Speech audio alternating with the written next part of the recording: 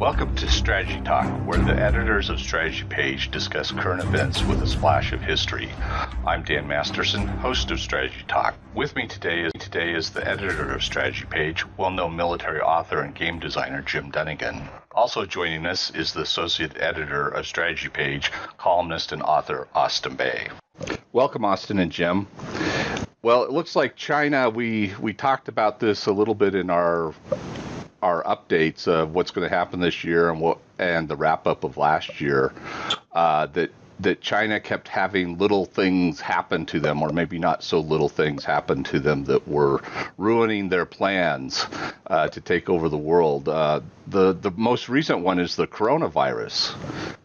That's going to affect them quite a bit, right, Jim? Yes, and also it brings up another dirty little secret of Chinese culture. They don't like to talk about this, although it keeps, how should I put it, asserting itself. We have taken for granted that new versions of the flu, influenza, come out of China periodically.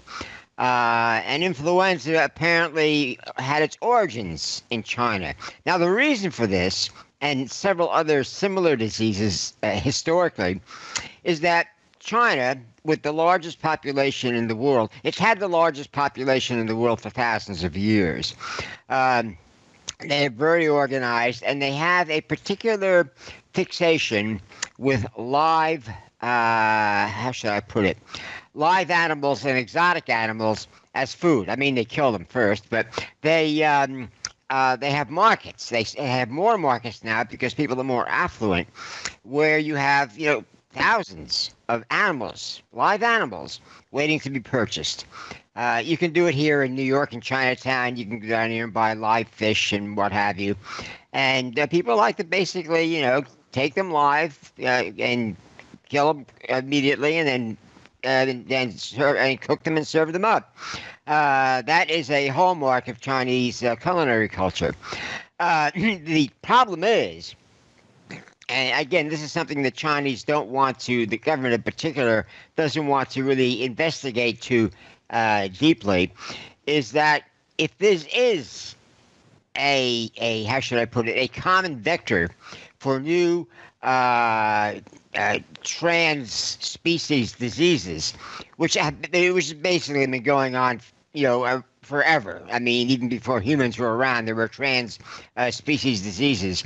They were basically viruses that were close enough, usually with similar species, that they could jump the species barrier. Now, in many cases, these jumps result in nothing, but occasionally they result in a disease which in the the receiving species has no resistance to, and it basically, if it has a if it basically is pneumonic, in other words, it can be spread like the coronavirus or like influenza by just a little, a spittle, as it were, a drop of your precious bodily fluids, or lethal bodily fluids in this case.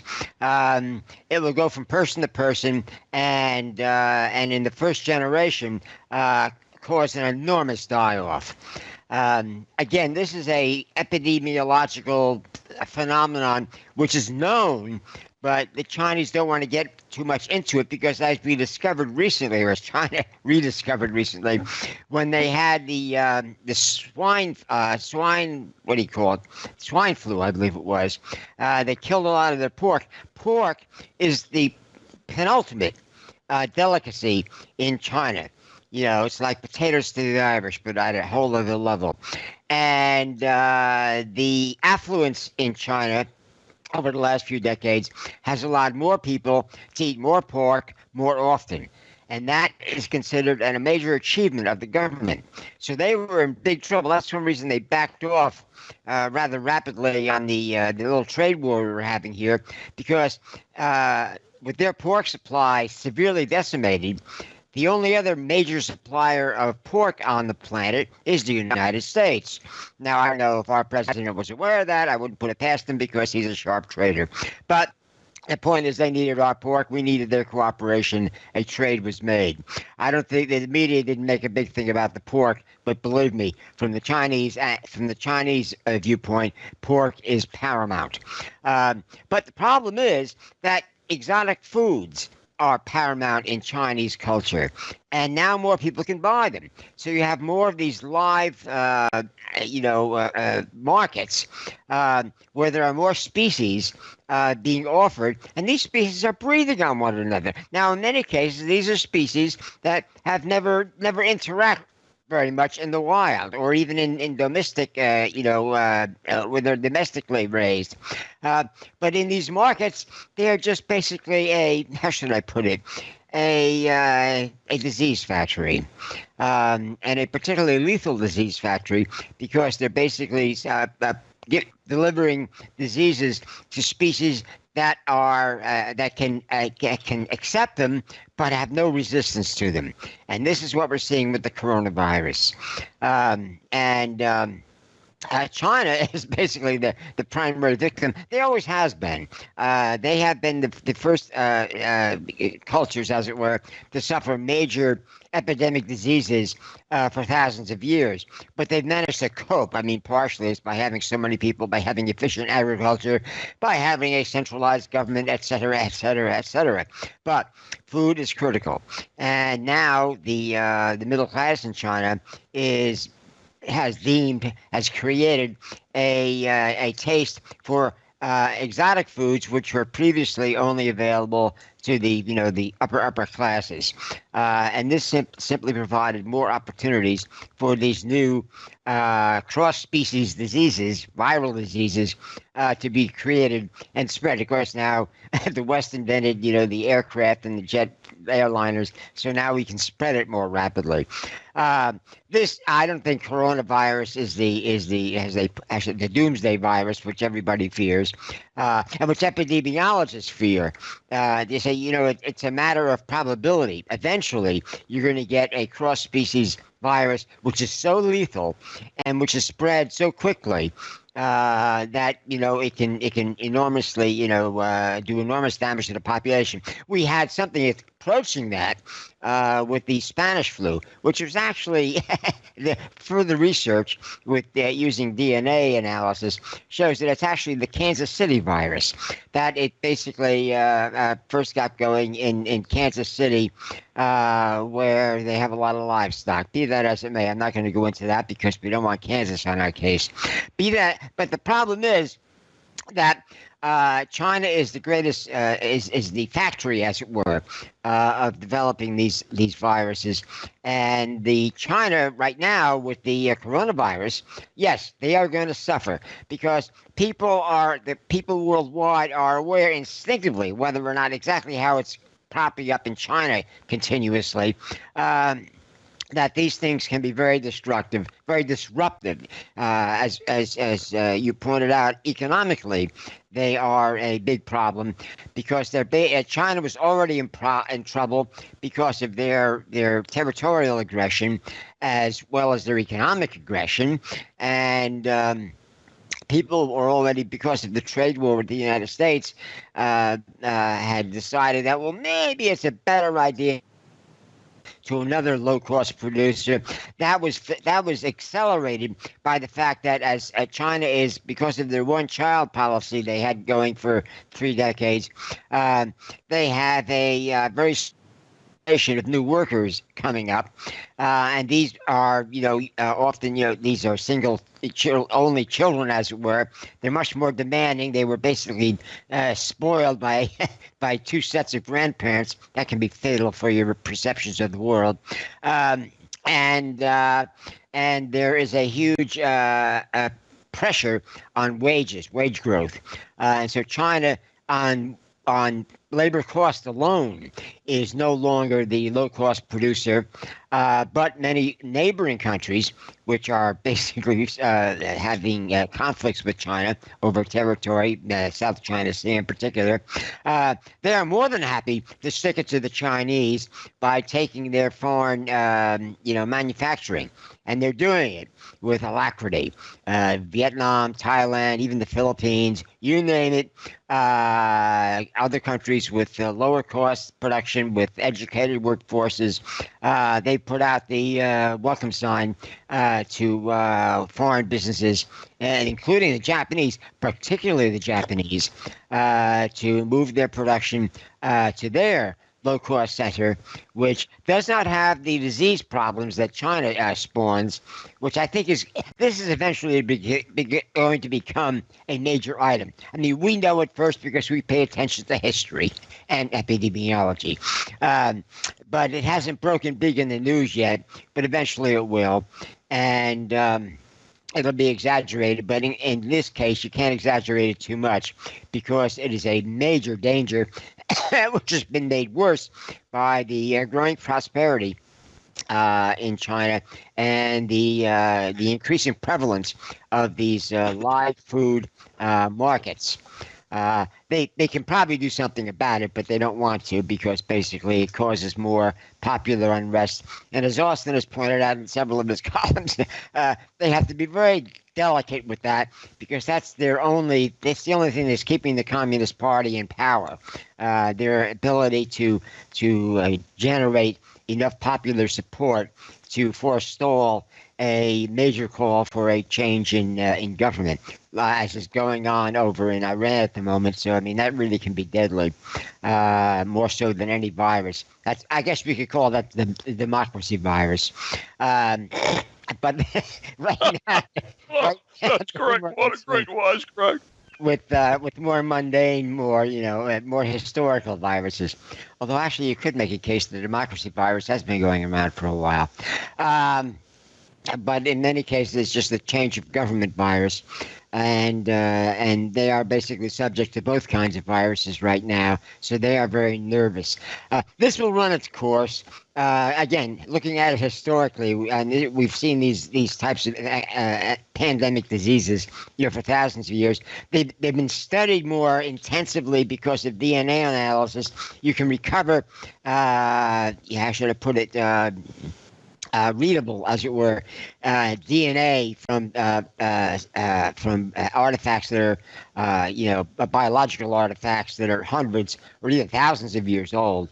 And this allows a greater understanding of the diseases and also the ability, if you get enough from different parts of the world, the ability to trace it back to its origin. And I think you'll find that many of these things for example, the plague of Justinian is now believed to have been measles.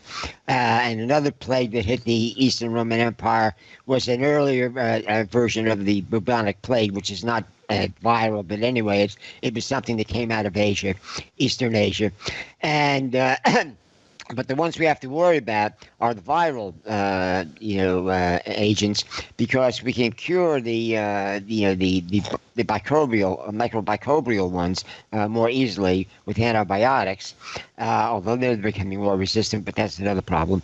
But the viral ones can be extremely deadly, and the I think we're finding that this will be a new bone of contention for Chinese foreign policy. But right now, the coronavirus is definitely disrupting their economy, and other countries want to avoid having the same thing happen to them. I mean, the reports we're getting, some Americans have stayed behind, and Westerners in general, and they're reporting from the Western point of view, what's going on. I mean, Wuhan is like a ghost town. There's a quiet panic. The Chinese do panic very well, but they do it quietly, but it's still a panic. And the Wuhan is shut down. It's a major industrial center. the province it's in is also a how should I put it, a major economic factor in the overall Chinese economy, and the rest of the country is concerned about it getting to them, and it's a very real apprehension because the damn thing got going at the worst possible moment at the Chinese New Year, where people traditionally go back to their original village. Now, most people, or a majority, a large minority in most cases, people in the urban areas, the industrialized areas, came from remote villages, in many cases halfway across China.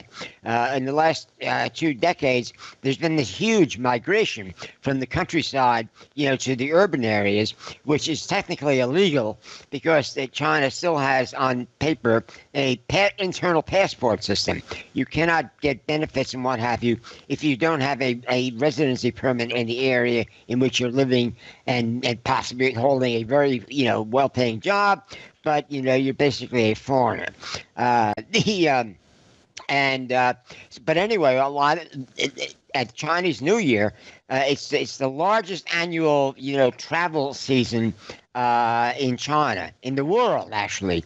I mean, tens of millions of people travel. It lasts for about a week. So it's utter chaos in terms of travel because most of them use mass transit. And it happened just at the time as the coronavirus was getting started. So he had instant spread. It's probably all over the country now. And we'll be getting more reports on that and how they're trying to cope with this. But the spread has already taken place, courtesy of the Chinese New Year. So they are facing an enormous economic catastrophe. Their economy is in trouble already, as we've discussed numerous times before, both on the podcast and in the and strategy page. I hate to wish ill on a foe, as it were, but boy, they certainly deserve it, and they basically created it.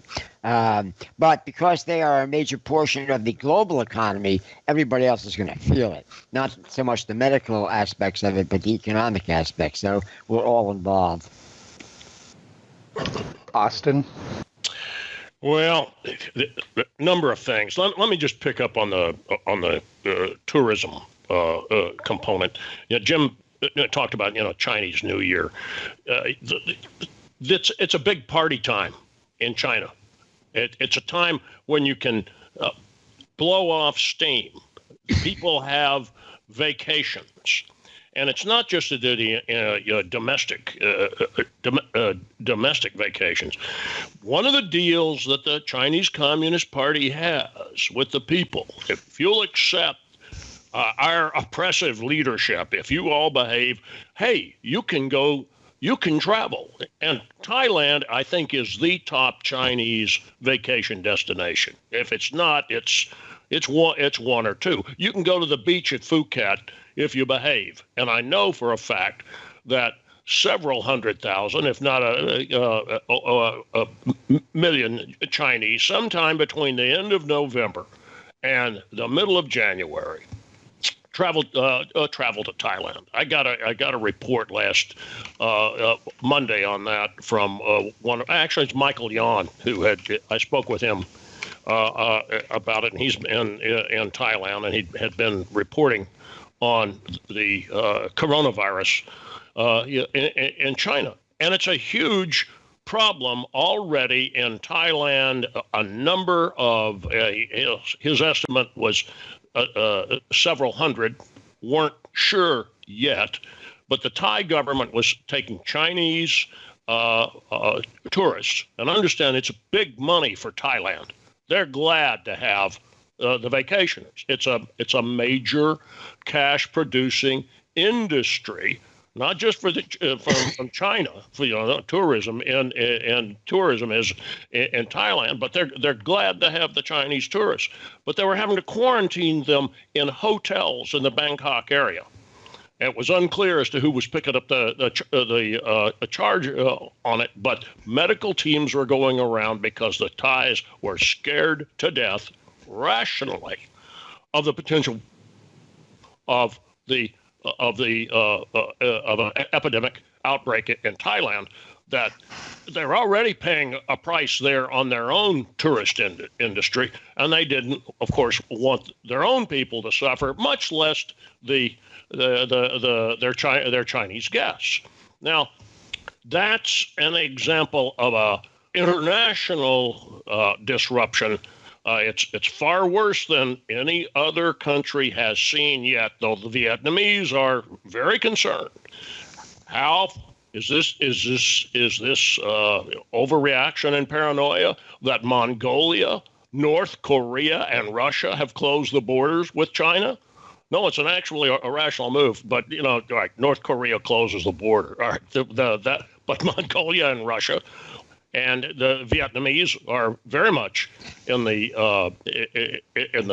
same situation. Now, the transmission to Thailand was almost solely by air travel, flying out. Of course, now all of these visitors are not from the Wuhan area, but some of them are. And the Thai government is having to work back, and they're getting cooperation. That is something that was clear cooperation from their Chinese visitors, because they're scared too. Now, let's go back and I mentioned that because the ability to get out of China occasionally, but if you behave, was part of the deal by the Chinese Communist Party to remain in power. Jim was talking about what did you call it? The democracy disease, rebellion virus, democracy virus. They are scared of. Food, better food, especially pork. Jim wasn't overdoing it, being funny, but at the same time, pork is extremely important in China. It has a political potency. And suddenly, not only can more people afford to eat pork in China because of the economic success and expansion, they can buy it internationally. And as Jim pointed out, who's selling pork internationally? Hello, Iowa and Nebraska. This is a good time to have a hog farm in Nebraska, Dan. But now they've looked. Here's a situation where they've also had in China a virus, and Jim, I think you wrote something about this that had killed a number of their swine herds. Yeah. And it's swine flu. But it had taken them out, and we were already. I'm talking about the United States. Said, okay, we can supply that. Heck, we've got stuff sitting in warehouses, pork bellies and the like. The Chinese were going to buy it. The Chinese, as a matter of fact, dropped that part of their tariff war. They were going to have tariffs on several. They dropped them to zero on several American agricultural products. And this was prior to the Phase 1 agreement between the U.S. and China. But they wanted to be able to import that food because it demand by the Chinese people and the Communist Party and the senior leadership, Xi Jinping's fear of Hong Kong's democracy virus. They know they ride what I call, or they're stalked by the Tiananmen tiger. The Chinese know they have accepted oppression, and they see the downside of it, oppression in exchange for increasing wealth. Well, take a look at it. Now I'm at the situation. I think I summed it up pretty well in my column for this week. The dictatorship already confronts economic contraction and political resistance in Hong Kong and Taiwan. Take a look at that Taiwanese election, the overwhelming victory for the quote-unquote Taiwan autonomy or even pro-independence party. All right, those are fears right there for that Taiwan and Hong Kong speak to within the Communist Party apparatus of China breaking into pieces once again. It's happened before. How many Chinas are there? It's not just one on mainland China. They know they really could be 4 or 5 separate countries. And if Guangdong, meaning the Canton area, which is the per capita, the highest GDP in China, they're Southerners. They are still remain suspicious of the Northerners, Beijing. Now, it's held together by secret police and Communist Party power, but a disruption in the deal. You can't travel anymore. Our food, our better food, it's not there. And on top of it, the government, Xi Jinping's government, has bet on that social credit system, which is spying constantly on the Chinese people and rating their behavior, rating it. You'll get travel restrictions placed on you, maybe even get fired from your employment if you are judged to be politically incorrect. And politically incorrect could be as small as mouthing off about the Politburo in Beijing. It sounds like we're at 1984, but it's beyond 1984. And that is the kind of, okay, what are you going to do if you are someone in a technical institute and suddenly there's a lab accident and a virus or bacterium is spread to the environment? Do you report it? Well, you do, but remember, this is also who was responsible for it. Is there a party member involved on this? Someone could lose face. Therefore, the transmission, I'm not talking about a transmission of a disease here now, but the transmission of necessary information about a mistake in the system, moving from the bottom to the top, there's constant resistance because there's constant fear. That is a systemic problem in every dictatorship, but it is one that has become more of a problem for the Chinese dictatorship in the way they run their internet and the way they monitor have tried to isolate their own social media. Now, Jim's written several things about this. Now we're trying to isolate people that are sick. Well, the Chinese Communist Party's tried to isolate Chinese minds and Chinese voices from information dissemination. And in that case, when there is a mistake, an accident, and it's the most dramatic, I would say, would be a disease. We've got one going on like that, but it's within the system. It doesn't get corrected. It doesn't get corrected because the system's designed to is designed for control. Control is optimized, not free expression and free exchange of information, which leads to correction. If you're stuck on control, correction is going to become more difficult. And this disease is an example of it. It's a repetition down in some ways of SARS, which was 2002, 2003. That's still the SARS epidemic, which is tough to say right now, but I will bet coronavirus tops it in its ultimate death toll. But the SARS virus still has a political impact in Asia. The Chinese were slow in responding to reports of the virus, and they were slow in admitting that it was there, and they were slow. When I'm talking about the communist government, they were slow in seeking help. They've also got this component running against them. Remember that UN Convention on the Law of the Sea arbitration, or the Philippines filed on China for really territorial aggression, to pick up the term that Jim used, the Chinese taking Filipino EEZ territory and sea resources, fishing and the like. The UN Arbitration Court in The Hague gave the Filipinos 98% of it. China was the decision excoriated China. China just ignored it. Now, the United States didn't sign UNCLOS, but we respect it. That's the way we did it, and that's been pretty much the rest of the world does that.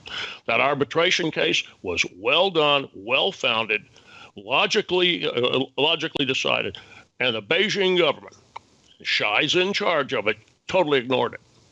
Now, the World Health Organization is a UN organization. It appears right now that the communist government is not ignoring the World Health Organization. That doesn't have, quote unquote, the ability to penalize you as, the Hague Court's penalties China just ignored. But China's got, here's the larger point, has developed a reputation for international lawlessness. If you're not yet, this is one of the things the Trump administration has hammered away at on the trade deals and also on the international intellectual property theft. You want to deal with the rest of the world? You're going to have to agree to play by the rules. Or in the case of the Trump administration, the United States is going to penalize you economically. Now, for what we can tell right now, to be fair about it, the Chinese Communist government is attempting to do the best it can at internal quarantines. There are plenty of reports coming out of Wuhan, attempt to identify people that have been exposed. We don't know how many people have been exposed, but this is a number that has come out of China somewhere between the end of November and December 31st. It is believed about 5 million people. I know the same 5 million figure shows up for the people living in the immediate Wuhan area. 5 million people have moved through the area. Now, that is absolutely huge. The reason I mentioned the end of November is now there's some debate, we don't know yet, about the incubation period. And this is something that I got from Michael Yan, who was getting it from the Thai medical authorities. The incubation period may be anywhere between 5 and 14 days. And in the case of healthy people, young people, it may be 3 or 4 days after that before you have symptoms enough that require hospitalization. Let's just say it's 17 or 18 days. That means this disease spreading out of Wuhan, if you track it back from the 4th or 5th of December when the Chinese first noticed some of these cases, has been going on now for over 2 months. Well over 2 months. The benefit of the luck of it is that it seems to require person-to-person transmission. And that means, okay, isolation will help. Wearing masks will help. Washing your hands. Michael told me that was something that the Thai government was telling everybody. Wash your hands. That is an aid for the rest of humanity. It lowers the possibility of transmission. How does this though play out for the Chinese government? It makes them a pariah. They've already committed territorial aggression, as Jim said, economic aggression, economic bullying. That's been one of their tools of expansion and bilateral relations with smaller, weaker, and impoverished nations. Now, once again, they look like somebody. Let's take it not from a medical doctor or a Thai diplomat's point of view, but the point of view of someone who's a hotel operator in Bangkok. I've been attacked by Chinese and they're incompetent. They were incompetent. Why didn't they catch all of these sick people as soon enough? I'm making that person up, but we all know that person exists, and he and she don't just exist in Thailand. That is That's something that's going to hurt the Chinese Communist Party internationally, especially in developing nations. Now, the last point I'll make. All right, we've talked about Ebola, and I end up writing a lot about the Ebola virus in Congo, both in my columns and then when we do Central Africa updates. The World Health Organization has come close, but never called it a global emergency, in part because even though that eastern Congo area, north-south Kivu province and Ituri province, at one time part of Equateur and a couple of other provinces, but really the hot zone are the two Kivus and part of Ituri. They're huge. It's a big area, but it's isolated, and especially in terms of people running off and getting on jet airplanes and flying to Thailand. Hard to get to. Ebola there's no question that it's a deadly disease. It kills 2/3 of the people that contract it, 66, 67%. I mean, you can go look at the WHO figures for the year, because this epidemic starts in August of 2018, and 2 out of 3 people that contract it end up dying. But it's not, WHO's judgment on this is that it would be a mistake to say that it is a threat to the entire globe. Also, over the last month, 6 weeks, there's indications that it has plateaued because of the effort that's been put in eastern Congo to identify, isolate cases, and also stop the flow of people moving into Rwanda and Uganda and Burundi. So that's and that part of that too is that even as porous as the area is, Burundi, Rwanda, Uganda, and South Sudan started setting up monitoring teams on the border. Within the last 24 hours, 36 hours, when we record this, World Health Organization declared this particular coronavirus outbreak, this mutation coronavirus, a global health emergency, which is a big, big deal. And part of it is that millions of people have moved through the area. We don't know where all they're going. We know some of them have come to the United States. As of right now, we have six cases in the United States. But it is a far more complex problem. Admittedly, the disease is not as virulent and is apparently not as deadly. Jim's comparing it to influenza outbreaks, but again, part of this is we don't know, but it is a global threat, and at a minimum, the Chinese Communist government loses face. It loses credibility. Last point I'll make too, I brought up Congo. China has major investments in Congo, especially in Katanga, cobalt. We write about that all the time. There's even it was 9, now it's a $10 billion infrastructure deal where Chinese construction workers come into Congo and they've tried to improve roads, electrical transmission, also improve the mines. The Chinese bring in their own workers. In Wuhan, and I picked this up from a science blog. I think it was actually taken out of a report that appeared in, this is me off the top of my head, in Science magazine. Wuhan in late 2017 or 2018 stood up a very sophisticated, high-tech biological lab that one of the things the government wanted the lab to explore was Congolese hemorrhagic fever. It's a concern.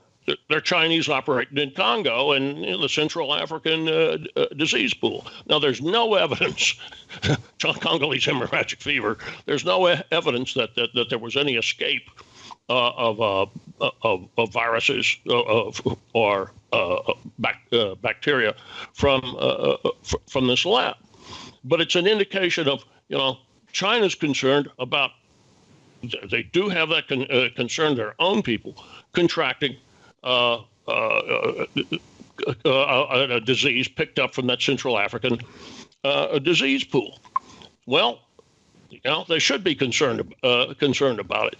But as Jim pointed out, it's not just Central Africa. China has been historically a major source of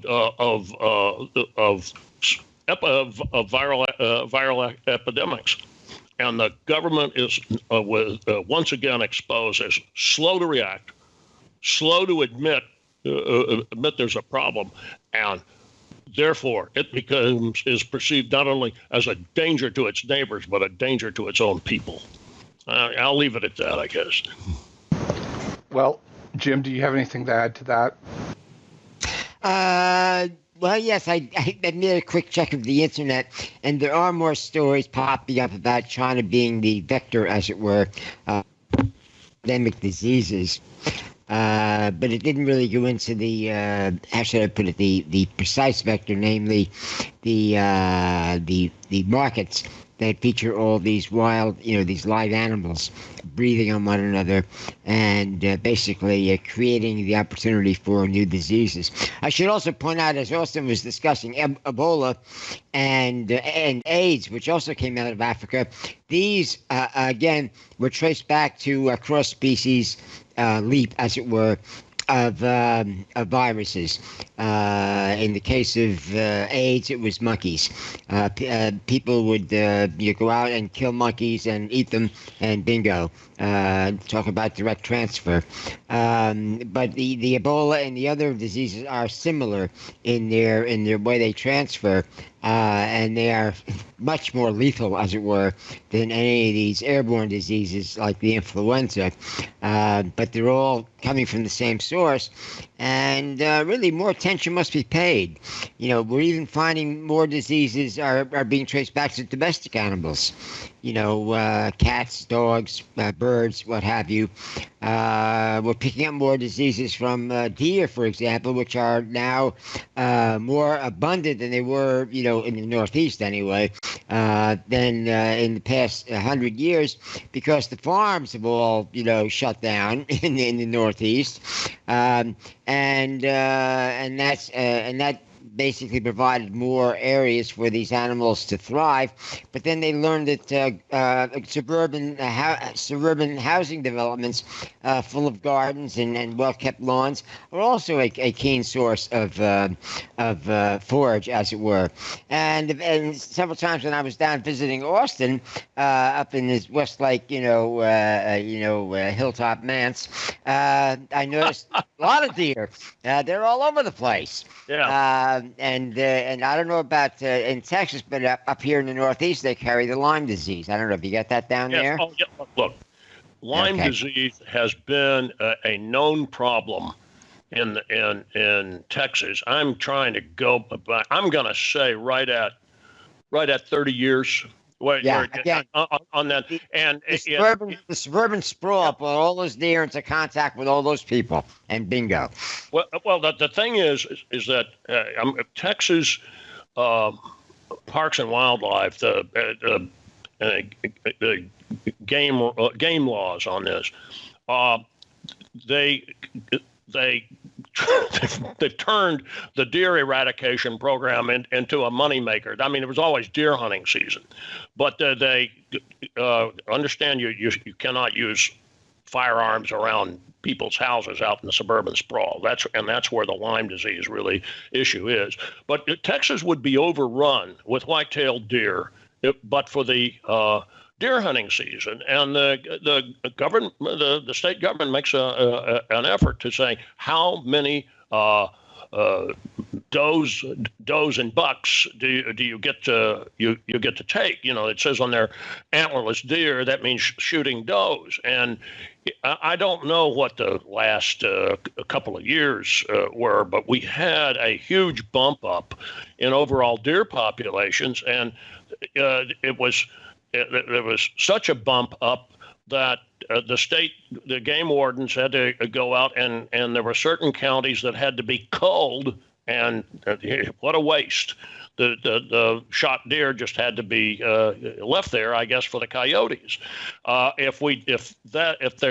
for hunting season, you'd see forests, I suppose, devastated by white-tailed deer. Our biggest threat now down here, Jim, are feral hogs, wild boar. Yes. There you have the other one. Look, it sounds like a joke, except They're lethal. They're lethal. There are 2 counties in East Texas that have had huge problems with it, to the point that there was no limit if you were going to go shoot these things. And the upside is that, of course, they have to be inspected for diseases, is that there is a huge market in the restaurant industry and even in upscale groceries for wild boar. It's not just in East Texas. There was a place in Central Texas last year I read about, where a farm, and I think it was a chicken and turkey farm, got overrun literally by a herd of feral hogs. I don't know, like a herd, whatever they but just is that the right word for hogs? I don't know, but A plague of hogs. Well, you know what I would call it? A battalion, because they're like tanks, apparently it was about 20 of these hogs ran through there, tore everything up, and it did several $100,000 worth of damage. And they had to ultimately go out and find where they were living, and they were living down in one of these hollows on one of these rivers. They had to go in and shoot enough of them to end the problem. It's an example of not having wolves. I don't want wolves. We've got aggressive coyotes, but it's as you said, it's not that there isn't intense cultivation going on in Texas. There is. We haven't lost the farms like you see up there in New York and New Jersey, parts of New England. But there are spaces that have seen lots of new growth of, and I'm just telling you what I read, but I also get this from anecdotal contact with friends and acquaintances, that there's been a lot of forest regrowth, and even the plains regrowth, and here come the wild boars, and here come the deer. So, and I guess we also have to worry, to get back to the disease thing. The Lyme disease has been a problem for human beings. So watch out for them. Watch out for the ticks, because that's the way the transmission vector is a tick. Right. Well, we've run out of time, so we'll wrap it up there, and we'll talk to you gentlemen next time. All right. Thanks, Dan. Bye. Bye. Bye, guys.